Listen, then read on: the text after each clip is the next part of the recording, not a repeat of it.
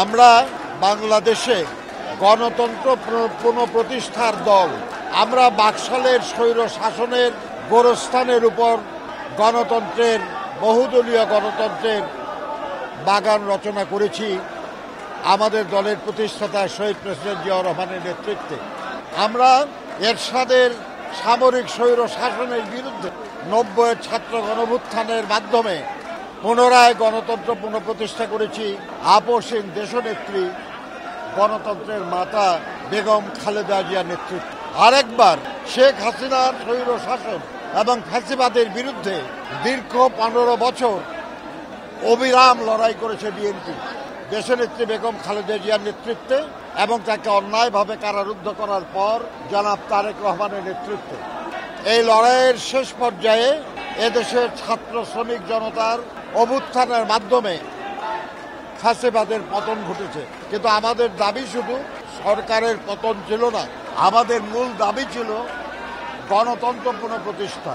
তার জন্য এই ফ্যাসিবাদের পতন প্রয়োজন ছিল। কাজেই এক দফা ছিল ফ্যাসিবাদের পতন এবং একটি নির্দলীয় নিরপেক্ষ সরকারের অধীনে জাতীয় সংসদের নির্বাচনের মাধ্যমে দেশে জনগণের শাসন পুনঃপ্রতিষ্ঠা করা, যে অধিকার থেকে বহু বছর আমাদের দেশের জনগণ বঞ্চিত ছিল। আমরা আল্লাহর কাছে শুকর করি যে আমাদের দাবির প্রথম অংশ পূরণ হয়েছে। ফ্যাসিবাদী সরকার প্রধান সহ তার নেতৃবৃন্দ পালিয়ে গেছে, কেউ গ্রেপ্তার হয়েছে, কেউ এখনো আত্মগোপনে। তাদের নাম নিশানা এখন নাই, কোনো কার্যক্রমও নাই। কিন্তু যে লক্ষ্যে আমরা ফ্যাসিবাদের পতন ঘটালাম সেই লক্ষ্য এখনো অর্জিত হয় নাই। এখনো বাংলাদেশের জনগণ তাদের যে মৌলিক অধিকার, তাদের ভোটের অধিকার প্রয়োগের মাধ্যমে তাদের নির্বাচিত সরকার প্রতিষ্ঠা করতে পারে না।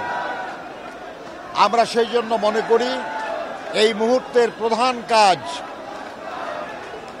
শহীদদের আকাঙ্ক্ষা পূরণের লক্ষ্যে একটা মানবিক, একটা গণতান্ত্রিক, একটা প্রগতিশীল আধুনিক বাংলাদেশ গড়ার লক্ষ্যে জনগণের শাসন কায়েম। আর সেটা শুধুই ভোটের মাধ্যমে সম্ভব, নির্বাচনের মাধ্যমে সম্ভব।